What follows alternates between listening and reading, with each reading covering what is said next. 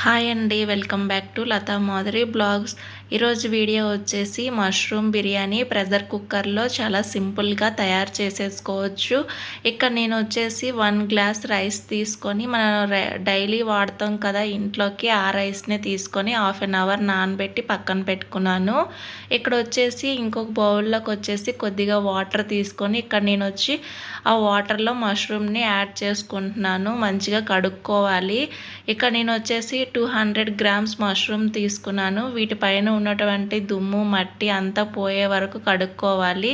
ఇక్కడ నేను రెండోసారి కూడా మళ్ళీ కడుగుతున్నాను. కొద్దిగా వాటర్లోకి సాల్ట్ని యాడ్ చేసి మళ్ళీ మష్రూమ్ని కడుక్కుంటున్నాను. ఇలా కడిగిన తర్వాత మష్రూమ్ పైన ఒక లేయర్ ఉంటుంది, వైట్ కదా, ఇలాగ కొద్దిగా పైన రఫ్ చేస్తూ ఆ లేయర్ తీసేసుకోవాలి. ఇలా తీసేసుకుంటే ఫ్రెష్గా ఉంటుంది మనకి మష్రూమ్ అనేది. అలాగే సాల్ట్ వేయడం వల్ల మష్రూమ్ అనేది బ్లాక్ కలర్గా అవ్వకుండా కూడా ఉంటుంది. ఇలా మష్రూమ్ అంతటిని తీసుకొని మంచిగా కడిగి పక్కన పెట్టుకోవాలి.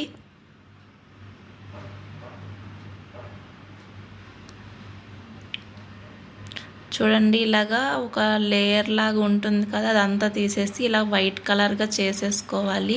ఇక్కడ నేను వచ్చేసి మష్రూమ్ని కట్ చేసుకుంటున్నాను. మరీ చిన్న పీసెస్ కట్ చేసుకున్నా బాగోవు, ఇలా మీడియంగా కట్ చేసుకుంటే బాగుంటుంది. ఇక్కడ నేను వచ్చేసి ఒక చిన్న మష్రూమ్ అయితే 2 పీసెస్గా, పెద్దదైతే 3 పీసెస్గా కట్ చేసుకున్నాను. ఇక్కడ స్టవ్ ఆన్ చేసుకొని కుక్కర్ పెట్టుకొని ఇందులోకి వచ్చేసి నేను ఒక స్పూన్ నెయ్యిని యాడ్ చేసుకున్నా.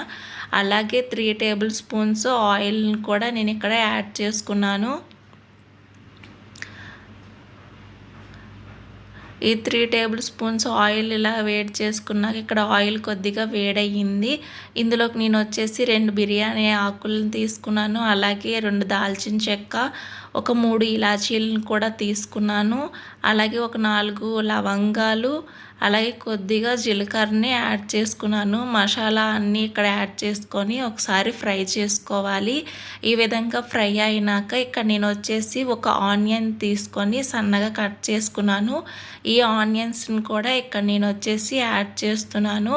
ఇలా ఆనియన్స్ని యాడ్ చేసుకున్న తర్వాత ఈ ఆనియన్స్ని మంచిగా ఫ్రై అవ్వాలి. మనకి ఆనియన్స్ ఎంత మంచిగా ఫ్రై అయితే బిర్యానీ టేస్ట్ అంత బాగుంటుంది. ఇక్కడ నేను వచ్చేసి అల్లం వెల్లుల్లి పేస్ట్ 1 స్పూన్ తీసుకున్నాను.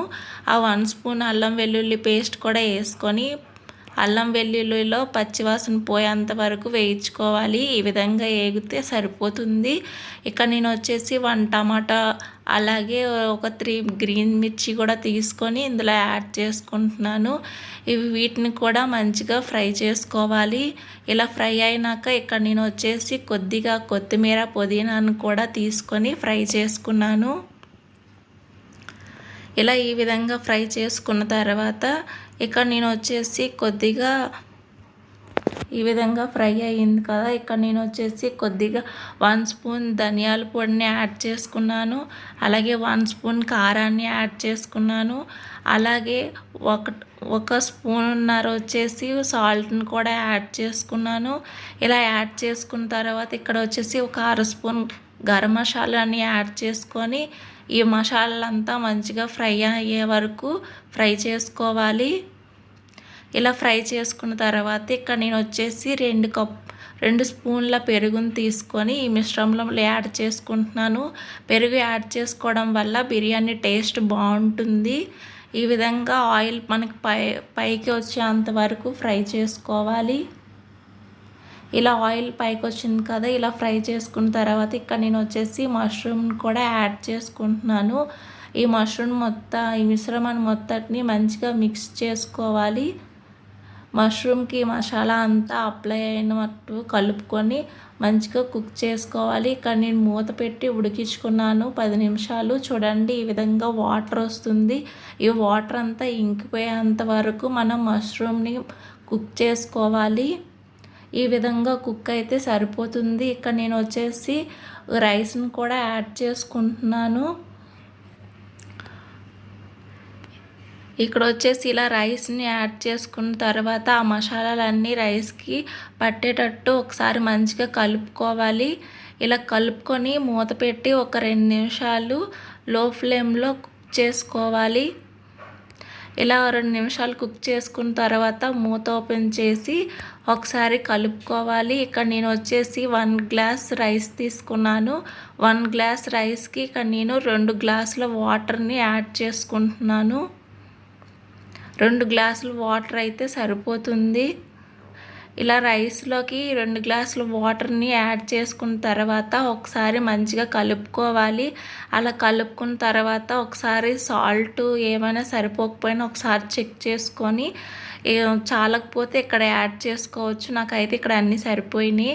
ఇక్కడ వచ్చేసి ఈ విధంగా ఇప్పుడు కుక్కర్ లిడ్ పెట్టేసి 3 విజిల్స్ రావాలి. హై ఫ్లేమ్లో 3 విజిల్స్ వస్తే సరిపోతుంది. 3 విజిల్స్ వచ్చేసినాక ఇక్కడ నేను స్టవ్ ఆపేసినాక కుక్కర్లో మొత్తం ప్రెజర్ మొత్తం పోయిన తర్వాత ఓపెన్ చేశాను. ఈ విధంగా ఉంది. ఇక్కడ నేను ఒకసారి కలుపుకుంటున్నాను. చూడండి, ఈ విధంగా పొడి పొడిగా ఉంటుంది. అంతే, మష్రూమ్ బిర్యానీ రెడీ అయిపోయింది. ఇప్పుడు మనం వచ్చేసి ప్లేట్లోకి సర్వ్ చేసుకోవడమే. ఇలా సర్వ్ చేసుకొని తింటే మష్రూమ్ బిర్యానీ బాగుంటుంది. దీన్ని వచ్చేసి ఇక్కడ నేను రైతాతో సర్వ్ చేసేసుకున్నాను. ఓకే ఫ్రెండ్స్, ఈ వీడియో కనుక మీకు నచ్చినట్టయితే లైక్ చేయండి. అలాగే కొత్తగా ఎవరైనా చూస్తుంటే సబ్స్క్రైబ్ చేసుకోండి. Okay, bye bye.